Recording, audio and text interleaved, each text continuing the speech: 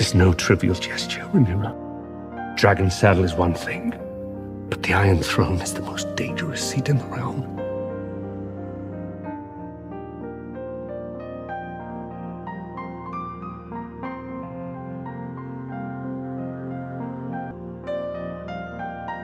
Viserys Targaryen I. The first quiet but true power grab in House of the Dragon does not belong to the Greens or the Blacks. It belongs to King Viserys when he names Rhaenyra his heir after the death of Queen Aemma and Prince Balon. It is a deeply personal decision. Viserys wants to honor the daughter he has neglected, fulfill what he believes is a prophetic destiny, and reject the precedent that always placed men ahead of women. The court bends the knee. Great houses swear loyalty. For a moment it appears the matter is settled. Then Viserys remarries. Alicent gives him sons, including Aegon. Tradition now points in one direction, while the king insists on another. Rather than resolving the contradiction, Viserys simply expects everyone to accept his will. Years pass. Powerful lords quietly begin choosing sides. Every family gathering exposes deeper resentment. Every public defense of Rhaenyra reminds the realm that the succession remains unsettled. Viserys continues believing that one more dinner, one more speech, one more plea for unity will heal the divisions. Instead, his refusal to confront the growing conflict gives ambitious people the time and space to build rival factions beneath him. Viserys mistakes a declaration for a solution. He believes moral authority is enough to overcome centuries of custom. His desire to shape his legacy blinds him to the reality that institutions only change when they are actively defended. He cannot bear choosing between the daughter he loves and the sons he has fathered, so he chooses delay instead.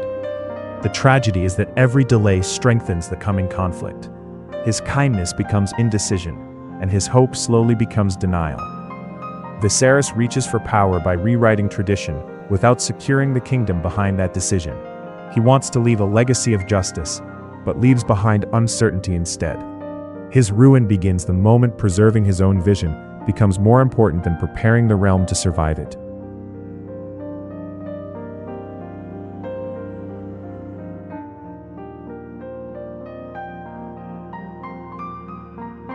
Aemond Targaryen. Aemond's hunger for power begins the night he claims Vhagar. Until then, he has lived in the shadow of his older brother and endured years of mockery for not having a dragon. Vhagar changes everything. She is the largest living dragon in the world and a symbol of unmatched military strength. Aemond risks everything to claim her, knowing full well someone else believes she belongs to them. The confrontation costs him an eye, but he refuses to see it as a loss. From that moment onward, he believes he has traded flesh for power. The scar becomes part of his identity. He trains relentlessly, studies history, masters the sword, and grows into the most formidable warrior of his generation.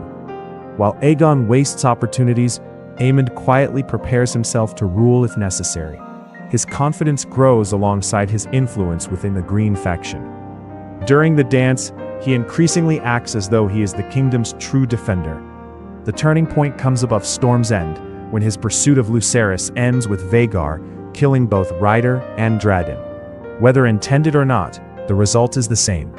A political struggle instantly becomes a war that neither side can stop. Aemond believes strength earns authority.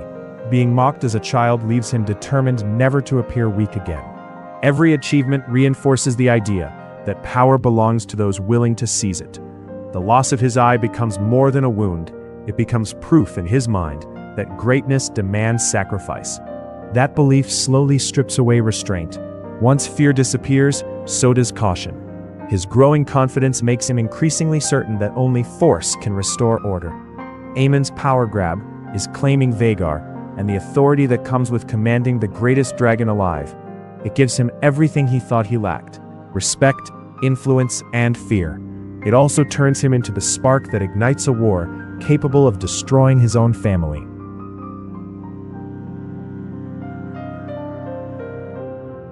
Alicent Hightower. Alicent never wears the crown herself, yet few people shape the succession more than she does. Once Aegon is born, she becomes convinced that her son's existence changes everything. The realm has always expected a male heir. Many nobles quietly agree. Guided by her father Otto and strengthened by years of growing distrust, Alicent begins gathering influence inside the Red Keep. Loyal servants, sympathetic lords, and members of the small council slowly become part of her circle. The split between her and Rhaenyra widens with every accusation surrounding the princes, every disagreement inside the royal household, and every public humiliation. When Viserys dies, Alicent and her allies move quickly to crown Aegon before Rhaenyra can act. The coronation is not simply a ceremony. It is an attempt to make political reality impossible to reverse.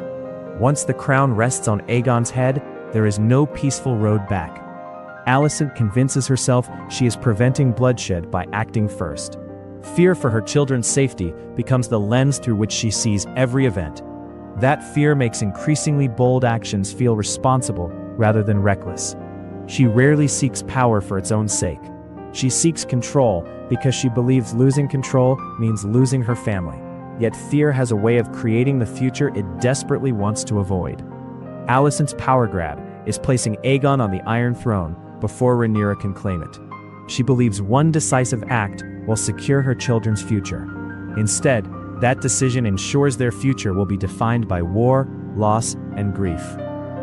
Corlys Velaryon. Corlys never seeks the Iron Throne for himself. He seeks something he believes is almost as important, ensuring that House Velaryon stands beside whoever occupies it. As the richest lord in Westeros and the greatest sailor of his age, Corlys has already built extraordinary influence through wealth and achievement. What he lacks is lasting dynastic power. First, he offers his young daughter Laena as a bride to Viserys, hoping to unite the two greatest Valyrian houses. When that fails, he shifts his strategy and marries his son Laenor to Rhaenyra. The marriage creates a powerful alliance that places Valyrian blood at the heart of the royal succession, at least publicly. Even after questions arise over the parentage of Rhaenyra's sons, Corlys chooses to support them because protecting their claim also protects his family's place in history. Throughout the dance, he commits ships, soldiers, and prestige to Rhaenyra's cause, believing victory will secure the future he has spent decades building. Corlys is driven by legacy more than pride. He has conquered seas, discovered distant lands, and accumulated unimaginable wealth, yet none of those achievements feel permanent. He wants future generations to remember House Velaryon as equals of the Targaryens, rather than their servants. That desire makes compromise increasingly difficult. The more he invests in one vision of the future, the harder it becomes to accept another. His ambition is measured, but it is still ambition. Corlys' power grab is his determination to bind House Velaryon to the royal line through marriage, succession, and war. He succeeds in making his house central to the struggle for the throne. The price is watching the family legacy he worked so hard to build become scarred by the conflict it helped sustain.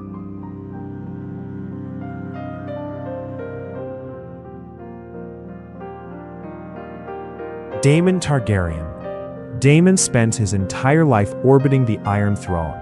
Sometimes he is heir, sometimes he is exile, sometimes he is prince consort, but he is never satisfied, standing close to power. He believes strength earns authority, and weakness deserves to lose it. When Viserys pushes him aside, Daemon searches for influence elsewhere through military victories, political marriages, and calculated alliances. His marriage to Rhaenyra is more than romance. Together they become the strongest claim against the Greens. Throughout the growing crisis, Daemon repeatedly favors swift and overwhelming action. He understands that hesitation invites challenges. He believes fear can achieve what diplomacy cannot. Again and again he tries to force events toward victory before his enemies have time to respond. His confidence makes him invaluable during war, but it also feeds the cycle of retaliation that drives the conflict beyond anyone's control. Beneath Daemon's certainty is a lifelong need to prove his worth. He cannot bear irrelevance. Action becomes his answer to insecurity. Every success convinces him that greater risks are justified. The more influence he gains, the more he depends upon conflict to maintain it. Power becomes less about ruling and more about proving he was always the strongest man in the room. Daemon's power grab is his relentless effort to stand beside and often behind the throne through force, marriage, and intimidation. Each victory brings him closer to power, but farther from peace. His legacy is measured as much by the chaos he unleashes as by the battles he wins.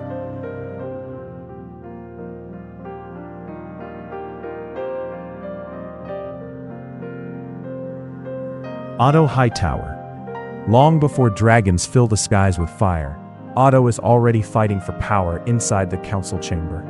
As Hand of the King, he understands that kingdoms are often shaped by quiet conversations rather than battles. His greatest opportunity appears when Queen Aemma dies. Otto carefully positions his daughter Alicent close to the grieving king, knowing affection can achieve what politics alone cannot. When Alicent becomes queen and later gives birth to Aegon, Otto sees the chance to place his own bloodline at the center of the realm. From then on, nearly every decision is aimed at securing Aegon's succession. He surrounds himself with loyal counselors, weakens Rhaenyra's position wherever possible, and patiently waits for the moment when Viserys is no longer there to stop him. The instant the king dies, Otto moves with remarkable speed. The Green Council hides the king's death, isolates potential opponents, and crowns Aegon before word can reach Dragonstone. Years of planning culminate in a single decisive act designed to make resistance appear futile. Otto views politics as a game won by preparation rather than passion. He rarely acts from anger. He calculates, waits, and moves when the odds favor him. His confidence comes from believing he understands the kingdom better than those around him. That certainty allows him to justify increasingly ruthless decisions. Family loyalty and political ambition become impossible to separate. In Otto's mind, securing power for House Hightower also means securing stability for the realm. Otto's power grab is engineering Aegon's rise to the throne through decades of careful political influence. His strategy succeeds in placing the crown where he wants it. It also unleashes the very civil war his careful planning was supposed to prevent. Aegon II Targaryen. Aegon does not spend years campaigning for the throne. In fact, he repeatedly shows little interest in ruling. Everything changes after Viserys dies. The Green Council convinces him that accepting the crown is both his right and his duty. They argue that refusing it would endanger his entire family. Once crowned before the people of King's Landing, Aegon discovers something he has rarely experienced before: admiration. The cheers, the ceremony, and the symbols of kingship awaken a desire to hold on to the authority he never expected to possess. From that moment onward, surrendering the throne becomes unthinkable.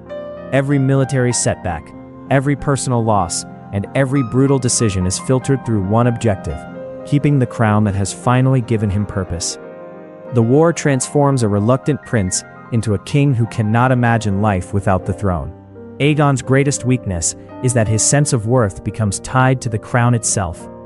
The throne fills an emptiness that existed long before his coronation. Once that happens, losing power no longer feels like losing a position. It feels like losing himself. That emotional dependence makes compromise appear impossible, even when compromise might save lives. Aegon's power grab begins when he accepts a crown built on a disputed succession and chooses to defend it at any cost. The throne finally gives him the respect he always wanted. It also traps him inside a war that strips away almost everything else. House of the Dragon never argues that only villains destroy kingdoms. It shows decent intentions, family loyalty, wounded pride, and genuine love slowly becoming reasons to seize power. The lesson is not that ambition always leads to ruin, but that when power becomes the only way to secure the future is often the first casualty.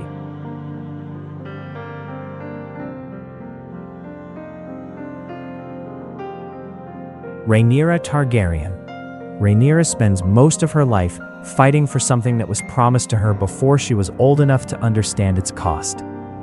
After Viserys names her heir, every important decision becomes a test of whether that promise will survive. She chooses Laenor Velaryon to strengthen the crown's alliance with House Velaryon. Yet her children immediately become the center of damaging rumors because they bear little resemblance to their supposed father. Each rumor weakens her claim. Rather than stepping away from the succession, she doubles down on defending it. She builds alliances, returns to court when challenged, and insists that questioning her children is the same as questioning the king himself. After Viserys dies and the throne passes to Aegon, the conflict becomes absolute. The crown is no longer simply an inheritance. It becomes proof that her father's word still means something.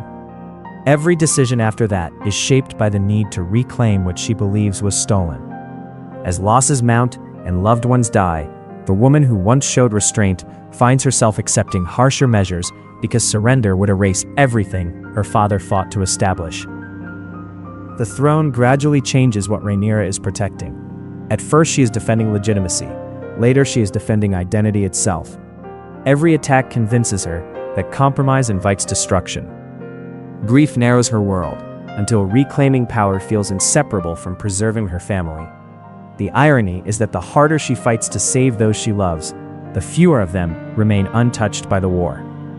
Rhaenyra's power grab is her refusal to surrender a crown she believes is rightfully hers, no matter the cost.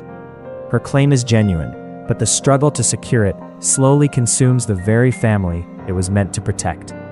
In the end, the throne demands more from her than it ever promised to give.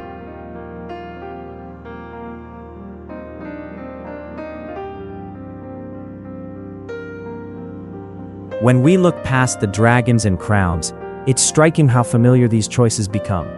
So many of the characters reach for control because they fear losing something they love: their family, their identity, their future, or the legacy they hope to leave behind.